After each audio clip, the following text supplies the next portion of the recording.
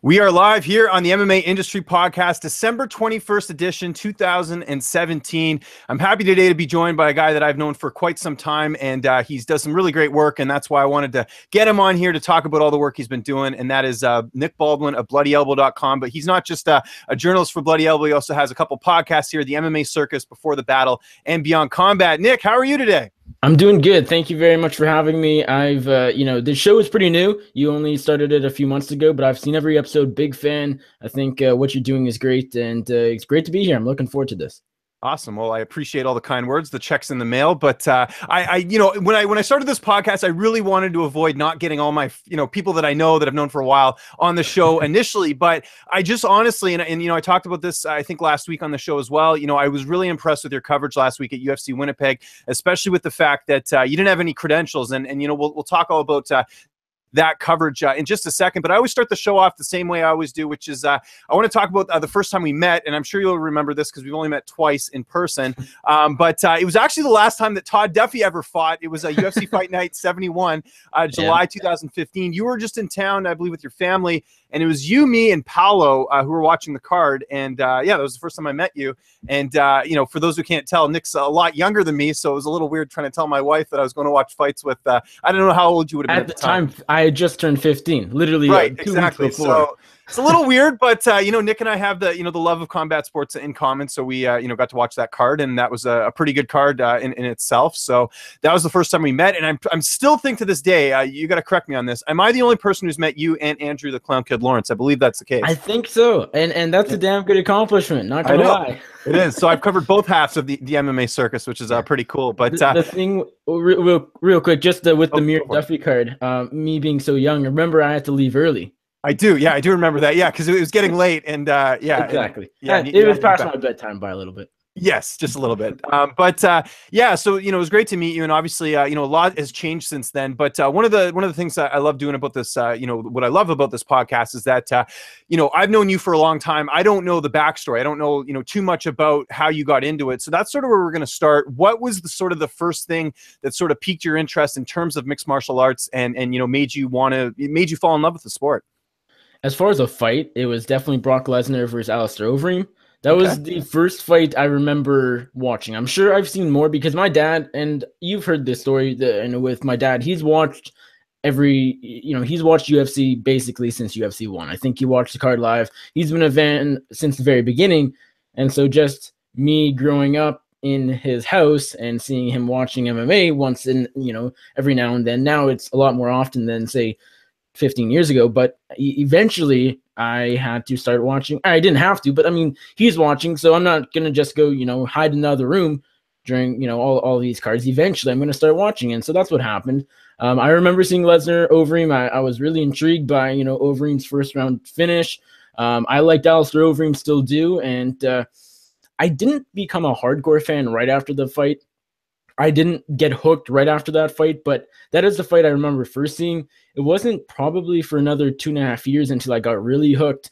Early 2014. I can't really put a fight on it, but that's why I always go back to Lesnar Overeem when people ask me about this, because that's the fight I remember watching first. I'm sure I've seen others before that, but that's what I remember seeing, and it was really interesting. And I guess I let myself get a little older, and then I started watching more often.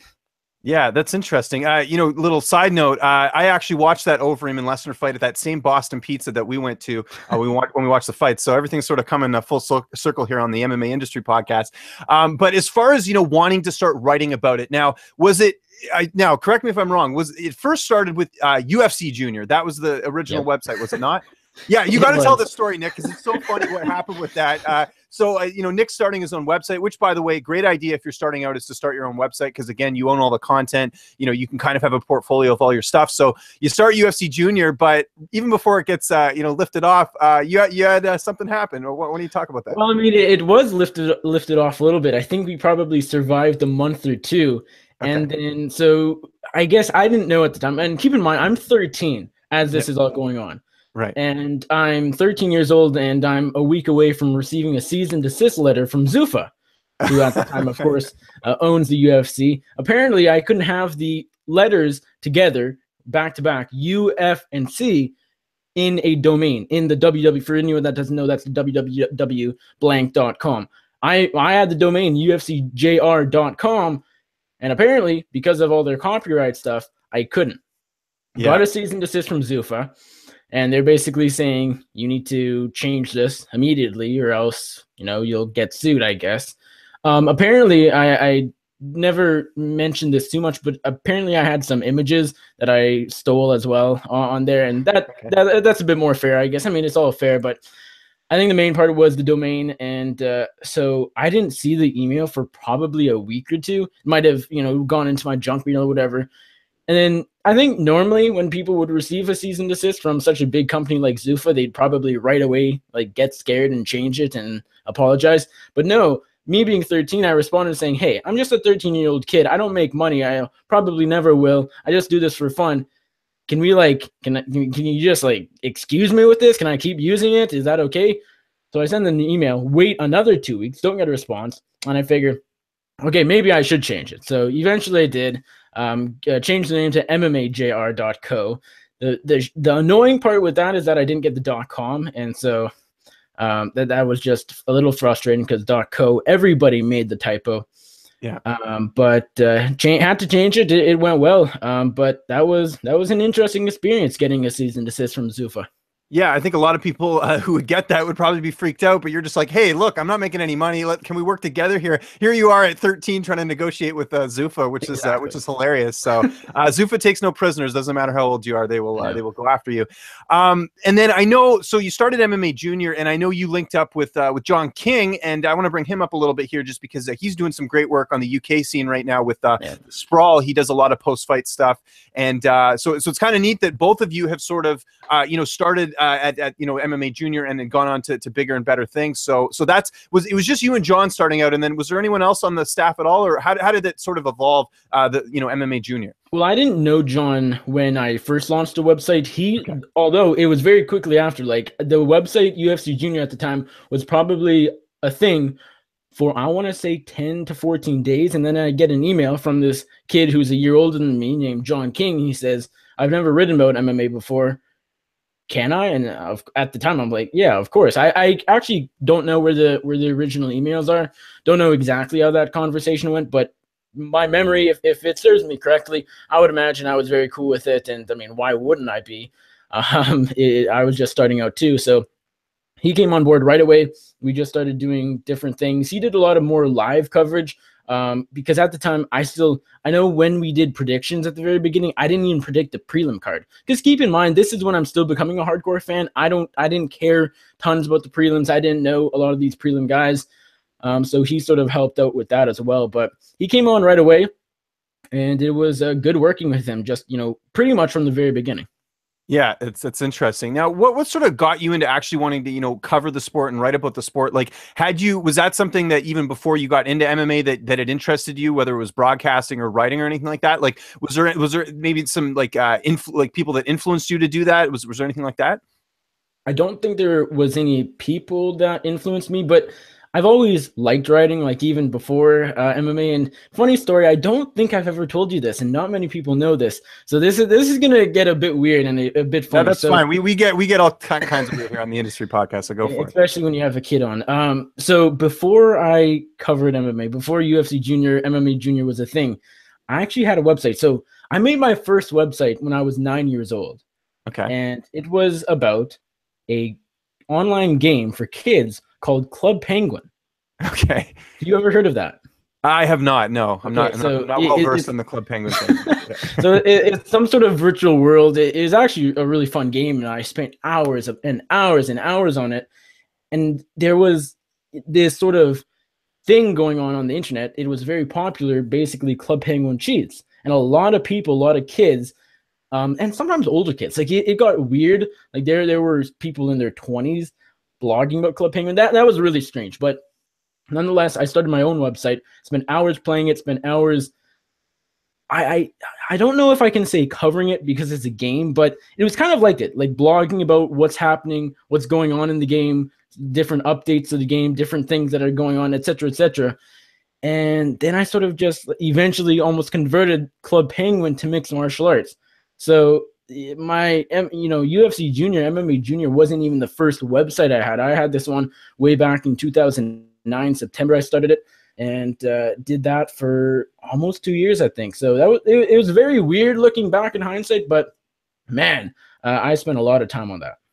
That's interesting to see. Kind of that's where it started, and that's where you ended up. But as far as writing, because I didn't do like looking back on this website, like I was not a good writer. I was not like it wasn't tons of writing. A lot of people that I knew from this game went on to do a lot of graphic design, a lot of website building, things like that, where I sort of transitioned it all to the writing. But as far as at school goes, I've always liked writing more than most things, and so that sort of helped as well. So you're working for, you're doing your own thing with MMA Junior. You're going to school at the time, obviously, too. And, do you remember sort of the first interview? Because you had the MMA Junior radio as well, which would later become the MMA Circus for Bloody Elbow. But do you remember sort of the first interview you did, on that show? Because I imagine that radio show started shortly after the website, did it not? Well, the website started in January 2014. The podcast started in April 2015. So okay, gotcha. So it had been going on for a little bit. But I remember some of the dumbest things. I remember, I can say in order, I think the first 12 interviews I've done. And so I want to say about 10 interviews before the podcast started. And so my first ever MMA interview was July 2014. And interestingly, it was a Winnipeg guy, Roland Delorme. Oh, of course, yeah. Is one of the only ever UFC Winnipeg fighters, and so talked to him. And then the second was Jake Ellenberger, actually. Okay. Number 3 was Derek Brunson. Number 4 was Bruce Buffer, and so that was really cool. Think about that for a second here. So how old are you at the time? You're what, 14? 14. And you're interviewing Bruce Buffer. That's I mean, exactly. I've never even interviewed Bruce Buffer. So it was very nerve-wracking. To say the least. Brad Pickett was next, then Patrick Cote, then Elias Theodoro. And then it gets a little foggy, Ray Borg was in there, Marcus Brimage. Oh, Jared Rochold, I actually interviewed him the day before he was knocked out by Alexei Oleinik, funny enough. Okay. And Mish Clark, Sam Alvey. So those are the first, I want to say 12 or so.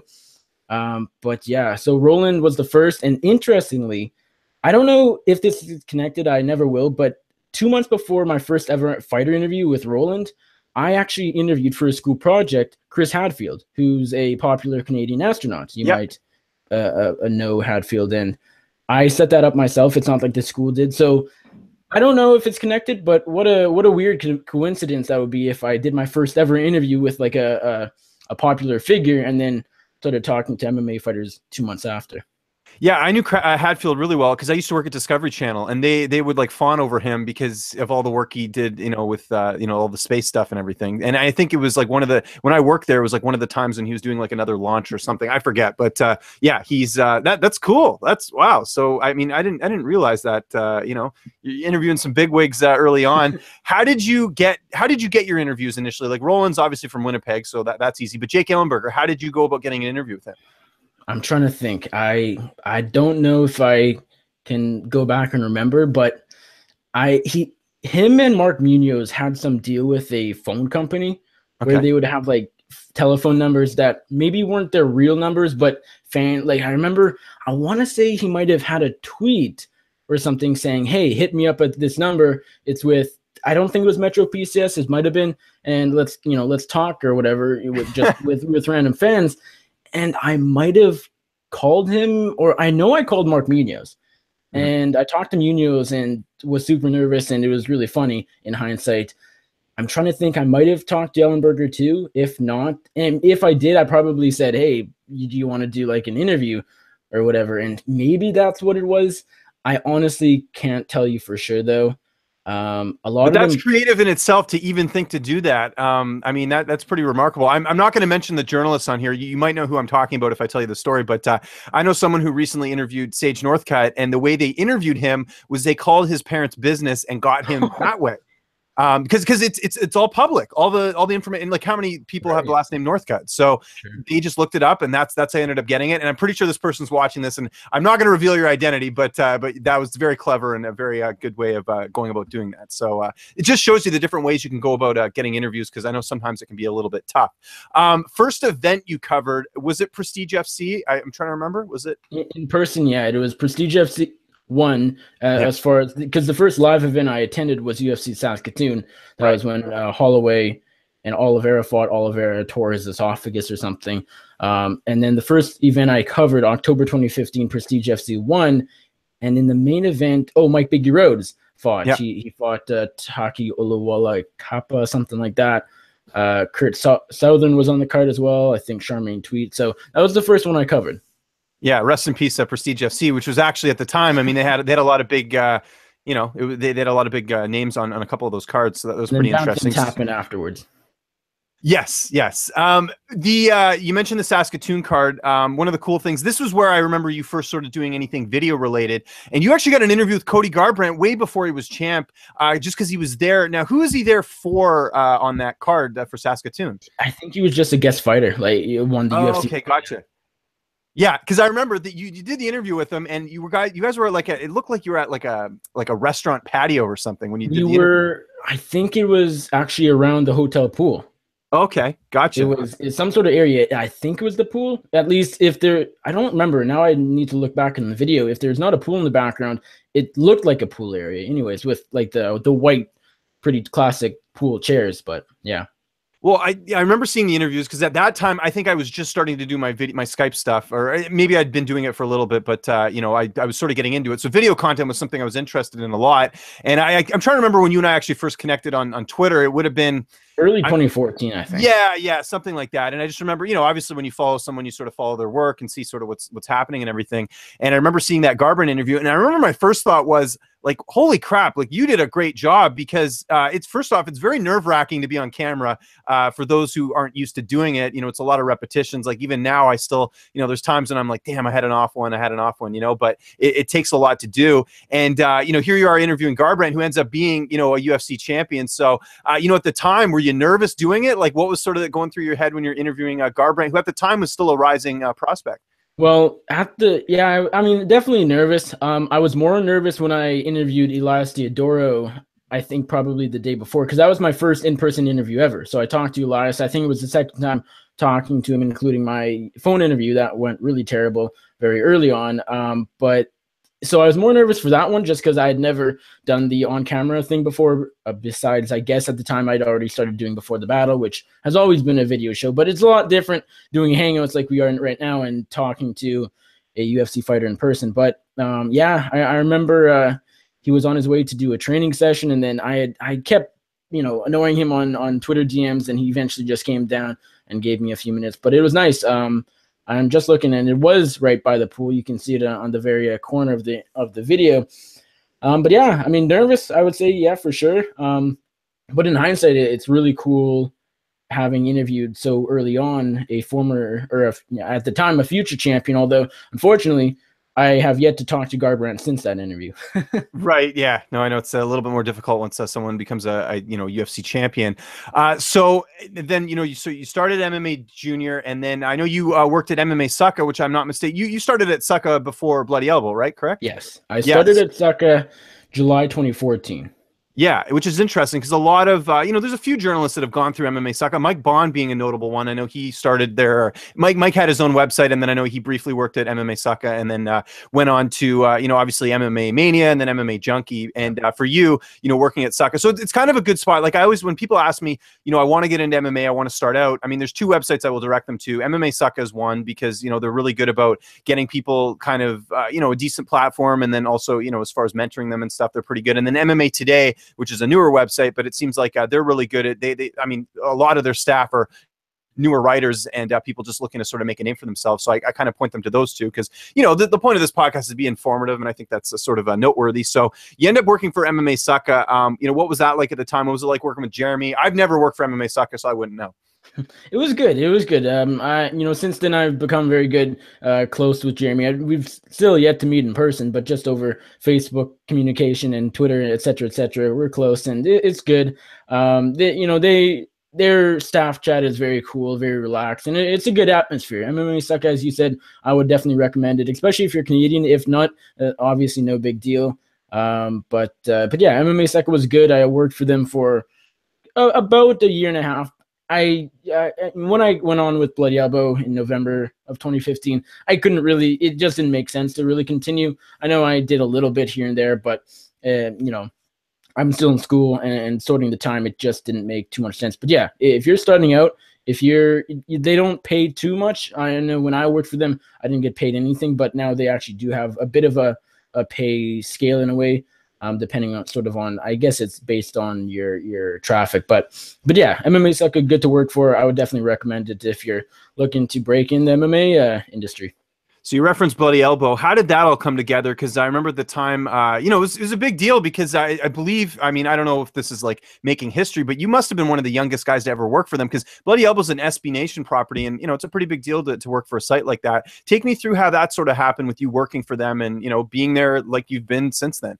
Youngest guy other than Mookie Alexander, who I don't know if you know, but we always make jokes about him. Yeah, the Tim B thing too. Yeah, with him being old. Yeah, I get it. I guess I'd have to be part of that crew to really find humor in it. But exactly, definitely. So I got on with BloodyElbow. I remember in September, I want to say, so about a month and a half before I officially started working for them, November 1st, 2015, I hit up Zane Simon on Twitter, and I just sent him a DM. I think I asked him to follow me first because he didn't. Then sent him a DM saying, do you know if BloodyElbow is looking for anybody? If so, who can I contact? And he said, he basically just gave me Kid Nate's email. Nate Wilcox, who of course is the editor-in-chief at BloodyElbow, my boss, and he gave me his email, sent Nate an email just saying, I mean, yeah, I'm young, but maybe, do you want to give me a chance? Here's some of my work. Just sort of asked him if they're looking for anybody. If so, what's the application process? And just get back to me, please. And that was that pretty much. And he did. He got back to me. He said, how they worked it was I had to do probably about 2 weeks worth of fan posts. So they're very community oriented, where you and a fan, anybody can go on BloodyElbow and write a fan post, meaning you can write anything you want on there. It's not restricted. It's not edited or anything. And it won't show up on the homepage, but there's a section of all fan posts and it'll show up there, of course. And so I basically just did regular news posts as a fan post. So it was sort of a trial period. And I think the way they worked it was actually really good, because they're sort of seeing, okay, are you good enough of a writer? If there's on the homepage, should it be? Is it good enough? And so that's the way they worked it. And after about 2 weeks, Nate said, he liked what I did. He liked all, the drive. And I wish there was more to the story, but it was pretty simple. Just sort of send them an email, do this trial period, and that was that. But it was great coming on with BloodyElbow. So since being at BloodyElbow, who have been some of your mentors? Who are some people that you sort of check in with routinely to kind of get advice or things of that nature? I think all the editors, and pretty much equally. I think one that would stand out would be your good friend Kareem Zidane, who obviously one of the best journalists in the game, if not the best. He's does a ton of great stuff about stuff that actually matters, not Conor McGregor, having a baby and whatever else. Yeah. Covering Ramzan Kadyrov actually does matter in this world, not just in MMA. But Kareem helped me a lot. He's been very busy from what I know as of late, so he hasn't helped me a ton specifically over the past few months. But last year, especially, he did a lot as far as just my writing. I know one thing that really stood out, I would always use too many quotes. Like my quotes would be way too long for interviews, and he basically, I remember there was one time, and this is nothing against Kareem whatsoever, but I remember I submitted an article and he basically chopped it in half. And I was so confused at the time, but obviously it makes sense now. So he definitely helped me there, just honing my writing skills. And everybody, I mean, all the editors, will give advice and they edit your stuff, and it's all good. You have to pick one guy. It's definitely Kareem, though he's helped me out quite a bit.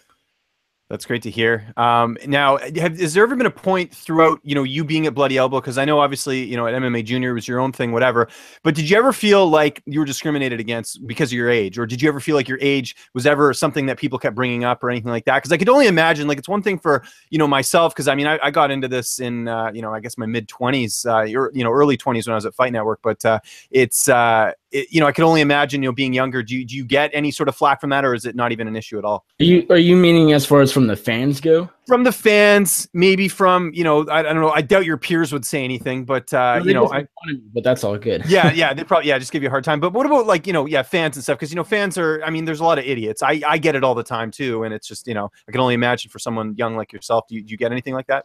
I don't get as much as you would think. I mean, I think if you didn't know me well or just anyone in general, they would think, oh, this guy probably gets so much hate. And I really don't. And I don't, I mean, if even if I did, I mean, you have to have thick skin no matter if you're 13 or 50 or 30 working MMA. And there's a lot of people that are idiots, as you said. But, you know, I would expect more just because, like, why, if you're a quote keyboard warrior, why wouldn't you try and make fun of this kid who's, you know, and give him a hard time for being super young? But really, I don't. And it's nice. It's not nice. You know, it doesn't really matter. But I think the most would be, I've done, you know, Bloody Elbow does a post-fight show for UFC cards called The Sixth Round, and I've done it 3 times. And you might remember, I did the first time I did it with Mikey Hutchinson. Oh, I remember this. Yeah, I remember that. Yeah. For the UFC Seoul, South Korea card. And because, of course, Zane and Kid Nate aren't going to want to do this podcast because the card ended at like 11 a.m.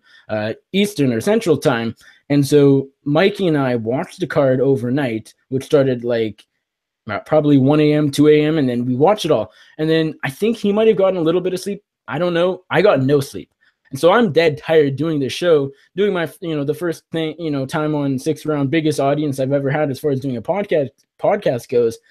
And it was bad. Like, me looking back in hindsight, yeah, it was a terrible podcast, but man, did I get a lot of flack. Mike did quite a bit as well, but that was funny. That, you know, in hindsight, it's good to have those experiences though. When a podcast goes wrong, you can look back on it and not just have laugh, but also see sort of what you did wrong. But that's probably the most time I've got flack. But in general, not that much. Once in a while, you know, they'll make fun of me for being young, but it's not that bad.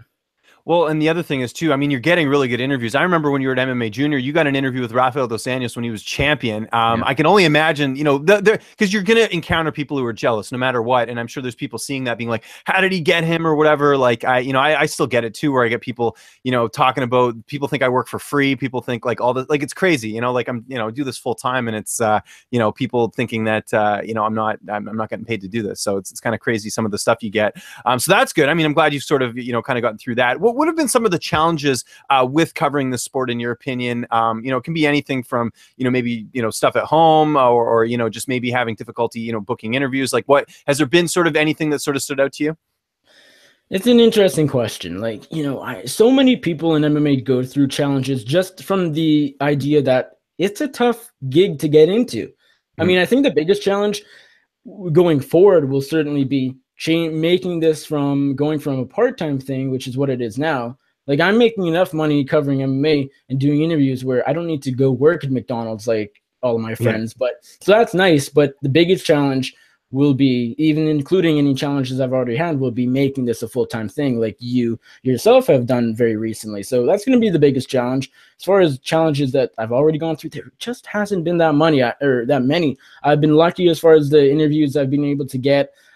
Don't get, I mean, obviously you're going to send an email to a manager and you won't get a response here and then, but for a lot of time, and you've gone through that yourself, I'm sure, but a lot of, you know, the time I do get a response and it's nice, but yeah. And I guess I can't really say because I'm so young, because, you know, as we just talked about, haven't gotten much bad feedback as far as that goes. I've been lucky. I'm going to admit I've been lucky. It wasn't that difficult getting on with Bloody Elbow. I didn't work for free. I worked for free for like a year and a half. That's nothing compared to some people that work for free. And so I've been lucky. I haven't had too many challenges. Maybe I need more. What about your social life? Because, you know, I remember going to high school and I was a sports fan. I mean, I'd watch sports, but like there was nothing media wise on my radar. Granted, you know, the times were a little bit different, but you know, I was trying to, you know, play sports and go to school and do my homework and trying to meet girls and all that stuff. Like, how's that been for you? Because MMA is one of those sports that consumes you sometimes, especially on social media. Well, if I'm being honest, I'm not a guy that, you know, on a Saturday night will go get drunk at a high school party, if I'm being totally honest. And so, I mean, some people do that, that's fine, but they don't also make money covering a sport they love to watch. So, I mean, it's been okay. Like, do I have the biggest social life ever? No, of course not. But, you know, I don't have an issue with that because as I said, I don't need to go get drunk every weekend as a 17-year-old kid. And so it's been okay. Yeah, as far as balancing school, I mean, last year was getting tough, definitely in grade 11, but grade 12, I have a very easy schedule, especially this semester. So it's actually been really nice the past few months. But I think the biggest thing is that I'm able to write kind of whenever I want. Like obviously I can't do an interview at say 3 a.m., but if I want to, do something with a friend or go out or whatever on a Friday evening and then write say at 2 a.m. or 1 a.m. or whatever, I can. So it's like I don't need to write during peak times. I can write whenever I want. If I wasn't doing this show because I was spare, I could have been writing, a couple hours ago in between classes. So that's one of the nicest things. At Bloody Elbow specifically, you have a lot of freedom to do what you want and to do it when you want. And so balancing other things in the outside world hasn't been as tough as it might seem. And as far as the content you do for Bloody Elbow, it's mainly just interviews now, or do you do, I mean, I see you do the odd news post here and there, but is there like set days where you have to do content? Like how does your schedule look for Bloody Elbow, for those who might be wondering? Well, I mean, again, as I said, a lot of freedom. I do a lot more news posts than I think you might see or realize. I do more news posts than interviews. Just because, I mean, I'm not going to exactly get into why, but I do definitely a number of interviews. Like I do a lot of interviews. Not all of them will get transcribed into articles though, just because everybody hates transcribing, including myself. And I'm going to transcribe if I get like a sort of a interview that has to be transcribed. Like I talked to Tim Elliott last Friday or last Saturday. No, it was the Friday right after the weigh-ins, and I think I had the first interview with Elliott after he got after the fight was canceled. And so that's sort of something where I wrote that up right away. I went down to the hotel lobby and transcribed it, and it was up within 2 hours or whatever. And so that's sort of what I'll do right away. And sometimes, if I'm being honest, some of them, like I plan to write up, an interview from a couple of weeks ago with Frank Camacho. It was a really good interview, and then it sort of got lost in the shuffle. So some of my interviews get lost in the shuffle, unfortunately, but I try to write as many up as I can. We just passed about the half-hour mark here, and this is exactly what I wanted, because I wanted to spend the last half hour sort of talking about UFC Winnipeg and all the great coverage you did. But before we talk about that, I think it's common knowledge, but if it isn't, it's something I haven't talked about in here. Bloody Elbow actually doesn't get accredited to UFC events, which is kind of weird if you think about it, because they're an SB Nation property, and they do really great traffic. But as far as my understanding of why they aren't accredited, I know it's some of the stuff that's been written in the past. I know as far as, revealing the Zuffa financials and things of that nature. But I know there was also the thing at UFC. What was the Conor McGregor, Jose Aldo card, the one in December? That was the one where I mean, there was the press conference in Toronto, and there was that whole incident with the reporter whose name I'm not going to mention, but he basically said he was there for Bloody Elbow, and he wasn't. He went in under another outlet and said he was from Bloody Elbow, and I was there seeing the play-by-play because I was there with Kareem, and Kareem's getting all these messages from your boss saying what the hell's going on, because they thought it was him who was saying this, but it wasn't. And basically what had happened was they did the press conference, and, it was just like regular routine questions, and it was, when you're doing a press conference, it's not the same as like a media scrum or a one-on-one. It's very like, you know how they are. I mean, they're more like you're supposed to sort of, keep with the fight. And I don't know where this reporter asked Aldo about, some comments he made about being paid low, and Dana White's right there. And of course he's not happy. And so it sort of just ensued from there. Not to say that wasn't a fair question, but the timing of it was weird, just sort of to say it, because I think it was like the second question at the presser. And two, there was a point when, the reporter wasn't supposed to have the mic again, and he took it, and then he stood up and yelled at Dana White, which you can't do and doesn't look good. So I'm sure that didn't help things. But yeah, as of today, doing this podcast, December 21st, Bloody Elbow does not have credentials. But hey, that didn't stop you from getting coverage, last week at UFC Winnipeg. So I know we had talked a bit before you went to the event, but I guess, was the strategy just to go to the hotel, wait in the lobby? Like, how did you find out even where the hotel was, and what was sort of the strategy going forward? As far as finding the hotel, well, Google Maps definitely helps. Yeah. Well, no, but I mean, because I'm sure there's different hotels, but I guess because as far as finding out which one's the fighter hotel. Yeah, I got that, Nick. I know it's not hard to look up a hotel. But yes. I don't know. Weird question. Weird answer. Found out which hotel all the fighters were staying at. I actually messaged Jared Cannonier on Facebook just a few weeks before. It was like mid-November, and I know the card's away or a month away. So I said, do you want to do an interview during fight week? I know we're a month away, or still, but just messaging you in advance so we don't, need to sort of panic or whatever during fight week. And he agreed to it, and then he just told me what the hotel was, so I had known for a while. And then, as far as the plan, I didn't really go in with a plan. I sort of just go with the flow. I would say the majority of the interviews I did during UFC Winnipeg Fight Week were pre-scheduled. They were scheduled. I mean, a good handful of them were the first few. I had a day and time basically set in stone.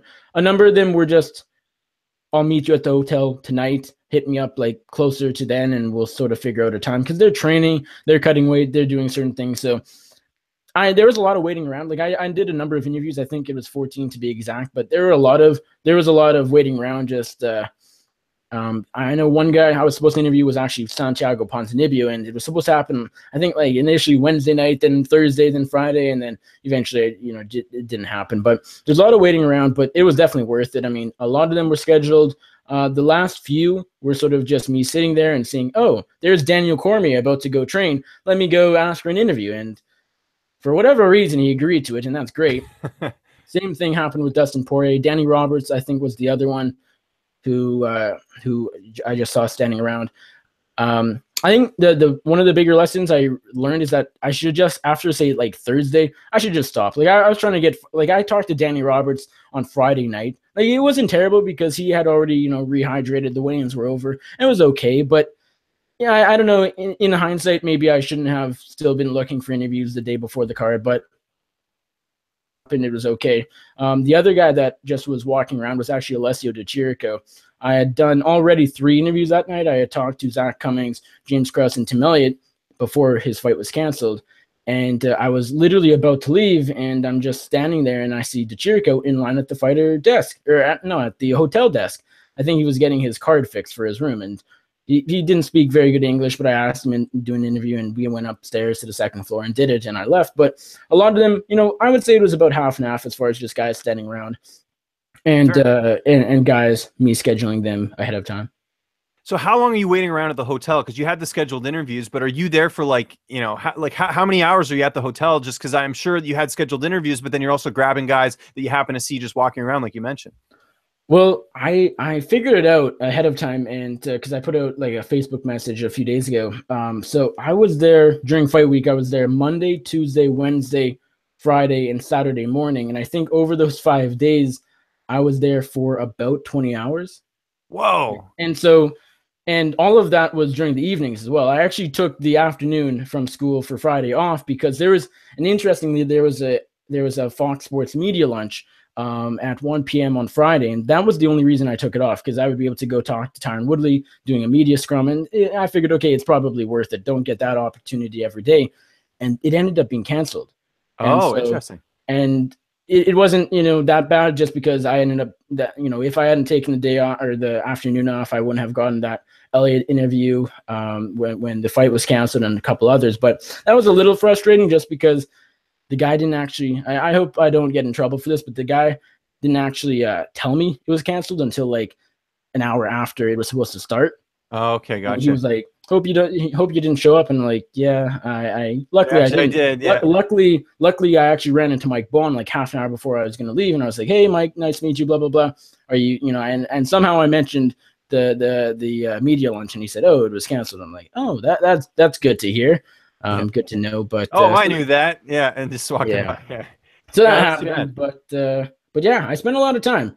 Well, still 14 interviews. And I mean, the thing is, these were long interviews too. I mean, I saw some of them that were like, 15, 20 minutes, half an hour. Like for me, when I was in Detroit, I was getting, 5-10 minute interviews, just something quick. Cause I guess in my head, I'm always thinking like these guys, they got stuff to do. They got places to be. I don't want to take up too much of their time, but that's good. You were able to actually get them in their room. Like I was like, I don't know if you saw my interview with Dominic Reyes. It was like in the hotel lobby when people are walking by, but it's just cause like, I want to grab them while I got them type thing. And, sometimes it works out, sometimes it doesn't. I can't remember if I told you the story or not, but when I was in New York for Bellator, I saw Lyoto Machida and I tried to get an interview with him, and it didn't happen. Really? Because he said he had to go or something. And he was there for about 10 minutes. So I was like, you probably could have done it. But, and sometimes things like that happen. So you got to sort of brace yourself. But no, great work, Nick. I mean, seriously, like to go out there without credentials and to get 14 interviews. I mean, you did more interviews than some media members that were there actually covering the event. And, that's definitely impressive. And I know a lot of people sort of took notice of that.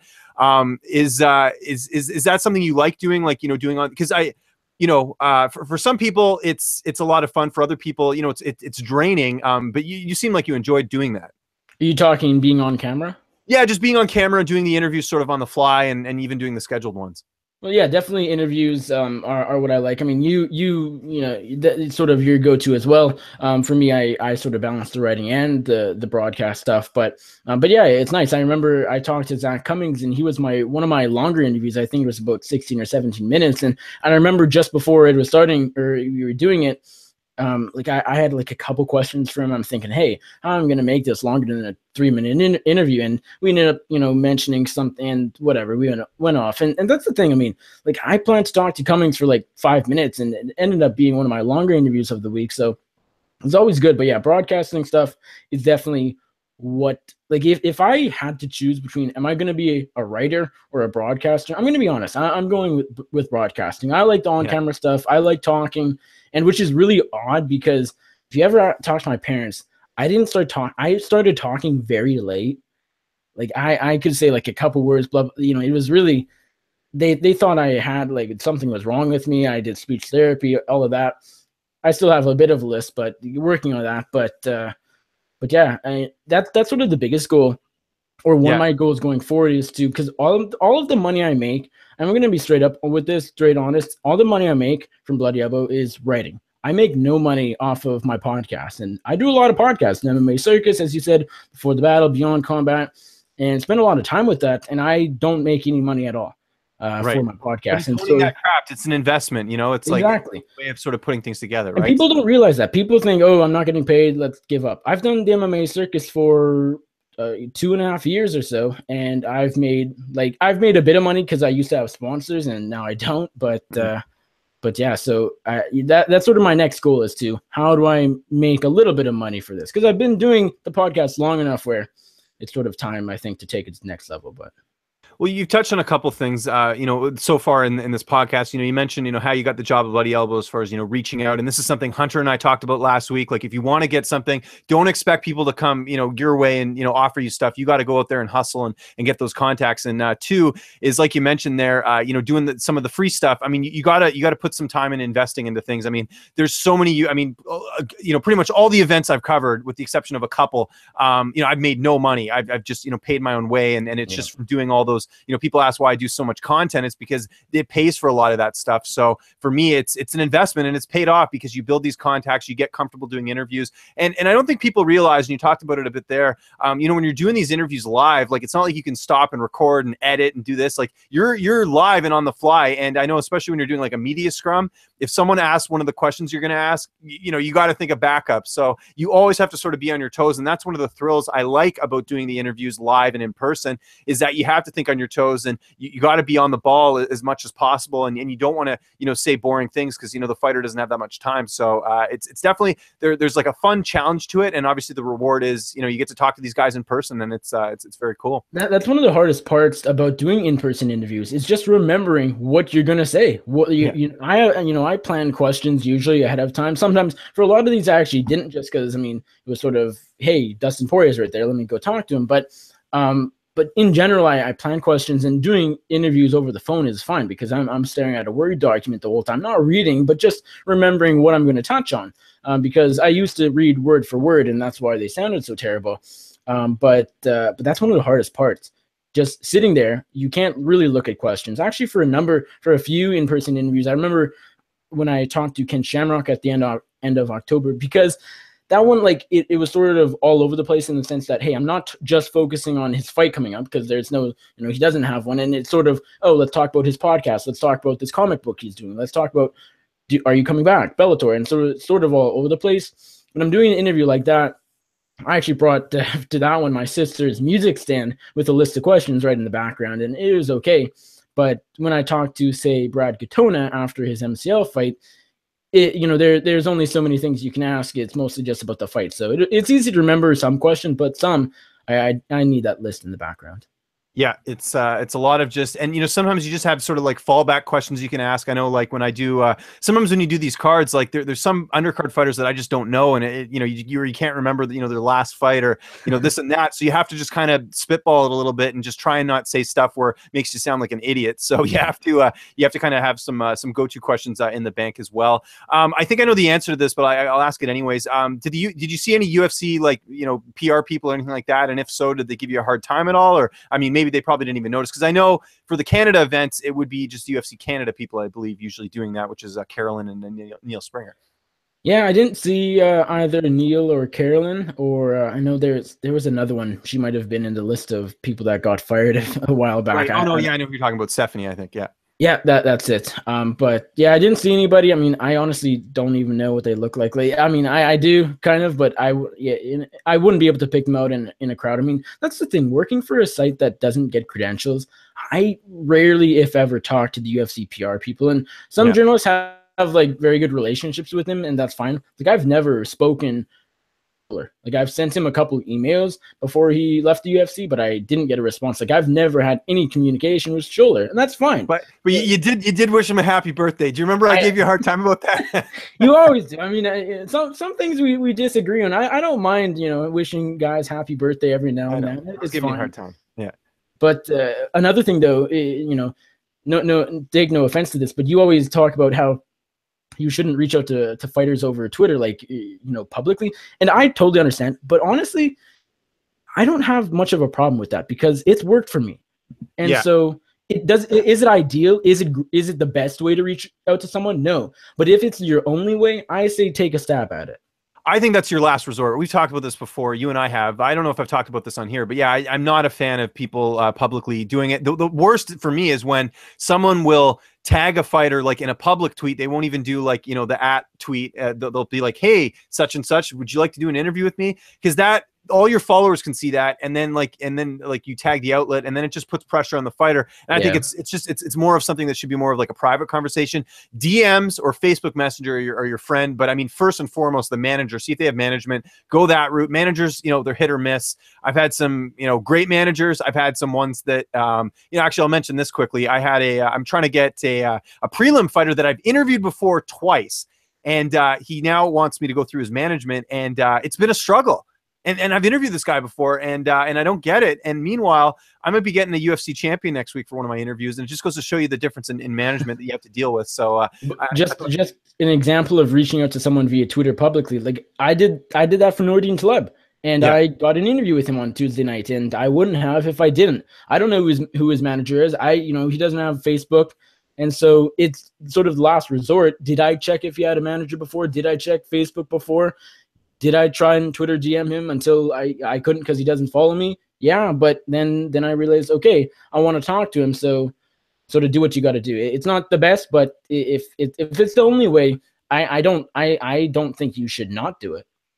I agree if it's your last resort. This is where we're going to agree on this, because I've actually done it before. I mean, Patrick Cote, the whole reason I even ended up, doing as many interviews as I did with him is one day I saw him tweeting about something, and I said, hey, would you want to do an interview? And, this is, and how you find out their management is, you look at their Twitter page. Usually they'll have it on there. If they don't, go to the Facebook page. They might have it on there. They don't, whatever. So that's usually the way I like to go about it, as far as doing that. But that's just a personal thing. I've been told that before from other people. So that's sort of a rule I keep in mind, just because it doesn't look professional to, say, hey, like I've seen people say, hey, Elias Theodoro, would be great to get you on such and such show, and then they tag the show, and then it's like, come on, like you can't do that. So I've seen that happen.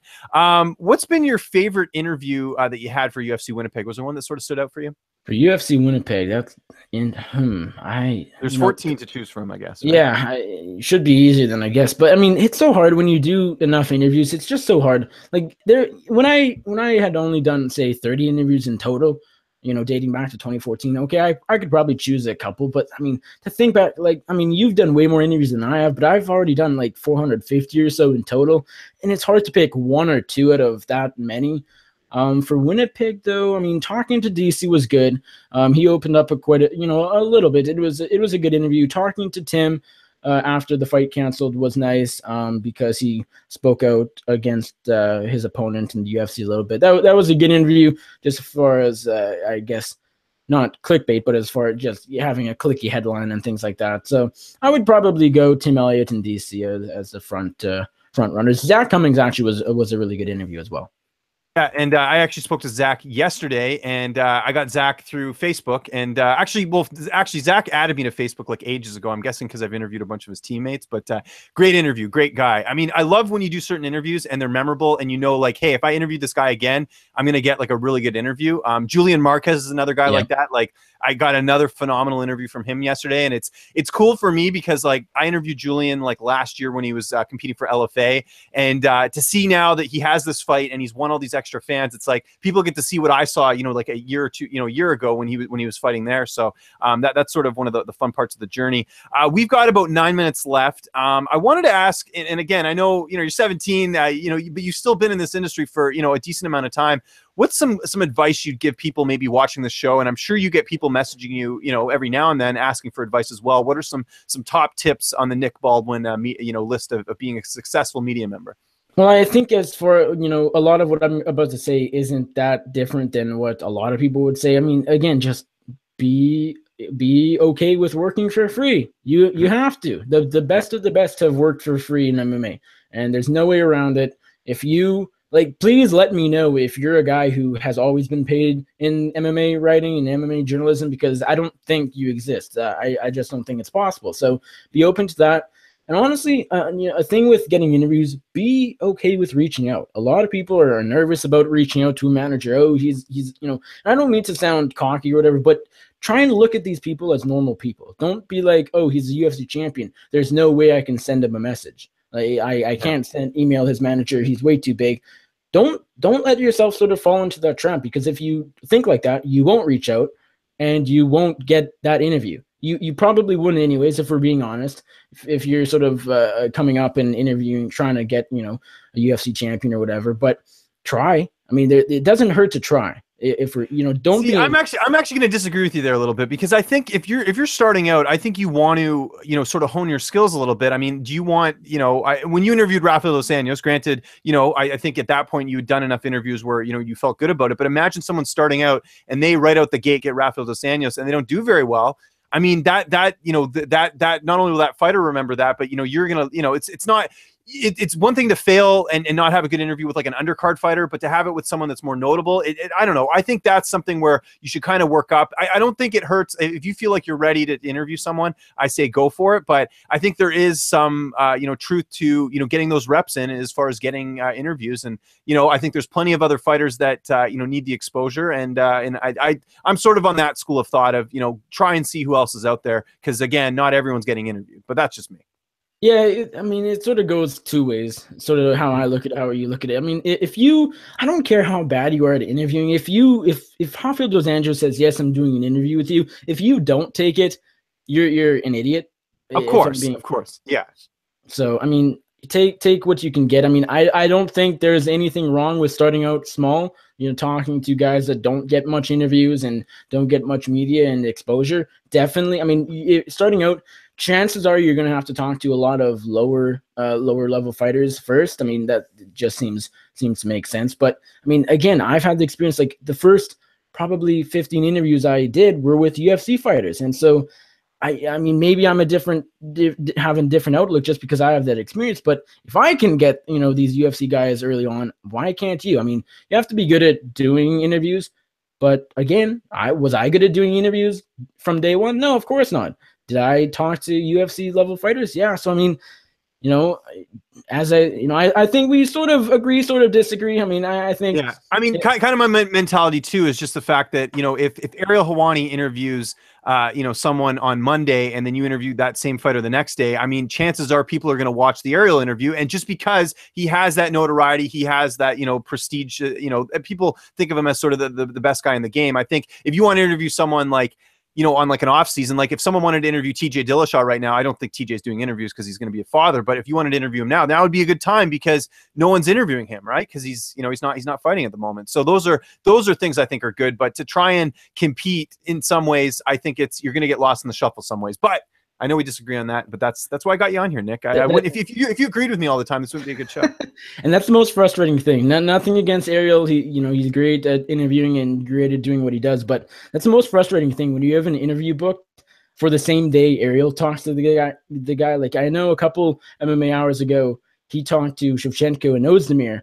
And I talked to both guys, both fighters, that evening, and it's like, oh, so these would have been big interviews, but Ariel. Okay, you know what? There's an exception to that interview there because you've known Volkan for a while. You've done a bunch of different interviews with him, so you have that rapport with him already. If that was the first time you interviewing Volkan, then I'd say like, hey, what are you doing? But yeah. Well, no, just as far as your people going to them, because are people going to listen to me interviewing Shevchenko over Ariel? Probably not. So yeah, like those two would have been bigger if they happened, say, a week even after Ariel interviewed them. But whatever. I wanted to ask you, I mean, I do have one more question, but maybe we'll get to that if we have time at the end. We got about 4 minutes left. What are your plans for post-secondary? I heard that you might be trying to go to Ryerson, which is in Toronto for journalism. Is that accurate? Or are my sources correct? Yes, your sources are correct. The plan is to go to Ryerson. The application is half done. And I would be taking the exact path Mikey Hutch did. He went to Ryerson for journalism, and that would be what I would be taking. So that's the plan, as long as I get in. Wow, so we'd have another media member here in Toronto because you know, Chamatkar just you know, he's going to be moving here too from MMA Junkie, and we lost Kareem because Kareem doesn't live here anymore. So it'll be good. We're you know, getting some more people in. You know, Alex Lee now is coming to our, you know, we do our media events every once in a while, so it'll be good to add you to the fold. So I wish you luck with that. I know Ryerson's for those who don't know who are watching this that live in the States. Ryerson's one of the top journalism schools in Canada, and I even applied there when I was in high school. I didn't get in, but I still managed to make something of myself. What did you apply for? I applied just for the journalism program, but I don't think my grades. I mean, I was never good in school. I mean, I want to say my grades were. I had like, you know, mid 80s, but I think even then it still wasn't like, you know, anything to write home about. So I went to Carleton instead, and you know, and I got a communications degree, which actually ended up working out because I realized very early on that I hated university as far as the classes, and I went to college, and college is where I got all my skills, including how to, you know, edit video and all that other stuff. So it kind of led me to where I am today. So everyone's got their own path, Nick, but I wish you luck because it is a very prestigious school. And if you look at some of the people that have come from that school, not including Michael Hutchinson, you know, there's some pretty notable names there. So, and Mike's a TA now, so you might even be, you know, you might be grading your papers. Who knows? Yeah, maybe we'll see. But thank you, I appreciate that. 2 minutes left. What are some of the biggest mistakes you see people making in this industry, in your opinion, that maybe you want to say, hey, probably shouldn't be doing that? That's an interesting I asked a tough question. I have to you know, I got to ask you the tough questions. Mistakes don't stand out as much as I know. Like, I mean, you've asked this, I think, to most of the people you've had on, and they think of things right away. But I mean, I don't know. I mean, people. I mean, again, I think a lot of the mistakes you would highlight would be trying to get those interviews or big interviews right away. And to me, that's not that big of a mistake, if at all. You know, go for it, as I said. Okay, I'll give you one here that I think you and I have talked about this in the past. Being a fanboy, you know, there's one thing about covering the sport, but then there's another way of, like, you know, kind of being fanboyish. Like, look, if you've interviewed a fighter for a couple of years and he wins a fight and you want to tag him and say, hey, you know, good job or whatever, that's one thing. But to say, like, you know, to tweet, like, I see people that do work in this industry that have told fighters that they quit in a fight. Like, come on, you can't do that stuff. Yeah, there's a lot of that. I mean, I don't care if you call yourself a journalist, but if you interview fighters on the regular, you cover the sport. And if you're also, just, you know, all over them, sort of, complimenting them, clearly very biased, just don't be biased. I see so many people that are biased, and just don't be. I mean, yes, at the end of the day we're all fans at the end of the day, but you got to separate that between if you're covering the sport and you want it to be taken seriously, you got to separate the fan part, and that includes taking photos with fighters. That's another one I see every now and then where someone does the fist pose, and it's like, that's the kiss of death right there, because no outlet's going to take you seriously if you're doing that stuff. Is anybody entirely objective? Probably not. No. I mean, there's conflicts of interest everywhere, but there's certain degrees to it. And I think, you know, taking photos, because, you know, Ariel's taken photos with fighters and people at event. There's a photo with Ariel and OJ Simpson that's been floating around. It's real, you know. So it's, and I know OJ is not MMA related, but I still don't think that's very professional. But anyways, you know, those are like little things. Again, I don't have all the answers, but these are things that I've sort of been told and sort of been, you know, checking out over the years. But Nick, just be fair. Just be fair. Yeah, exactly. Yeah, no, I agree with that. You got to be objective. We are out of time here, Nick. This is a lot of fun. This actually flew by. You know, sometimes when you do this, I don't really write a lot of questions. I kind of just see where this goes, and this one flew right by. So I got to thank you for doing the show. Just remind people where they can find you on social media and anything you got coming up for Bloody Elbow, the MMA Circus, Beyond Combat, all that stuff. Take your time, man. The floor is yours. Awesome. Well, thanks again for having me. As you said, this flew by, and it was a lot of fun. Big fan of the show. I know it's new, but I've seen every episode, and that won't change, I don't think, going forward. Your listeners can find me on the Twitter at Nick Baldwin MMA. They can find actually just opened or started a new MMA related Instagram account, because if you followed me on Instagram before today, it was pictures of my cat and other things. Not that there's anything wrong with pictures of cat, but follow me on Instagram now at Nick Baldwin MMA as well. Check out all of my MMA coverage over at BloodyElbow.com. My YouTube channel. Don't have enough subscribers to be able to have the unique link yet, but go type in the MMA Circus. All of my audio interviews and podcasts are there as well. And that's pretty much it. Winter break is coming up starting tomorrow, so hopefully we'll have a few articles out before Christmas as well. But yeah, thanks again. This was a lot of fun, and chat soon. Absolutely. You guys can follow me on Twitter at Lynch on Sports. I got a bunch of interviews I did yesterday that will be coming out right here on Fightful.com. And then, of course, I had a bunch come out today for Sports Illustrated and Fansided. Next week, we will be back. I'm not taking any time off. Well, I am going to take some time off, but this podcast will not take next week off. I've already got a guest lined up and booked, and it's someone that Nick and I know really well, and I'll tell him after the show. I'm going to leave it as a little bit of a secret, but this guy is a secret weapon in the MMA industry, and I'm really excited to have him on the show next week. So be sure to tune in for that, especially if you're hanging out with the family, need a quick break, getting tired of, grandpa's old stories, maybe go hop in the other room and watch us live here on the MMA Industry Podcast. And everyone, happy holidays. I'm not going to talk to you guys before then, so everyone have a great Christmas, Hanukkah, whatever it is you celebrate. And thanks for tuning in. We really appreciate it. Any feedback, hit me up. And thanks, everyone, for watching.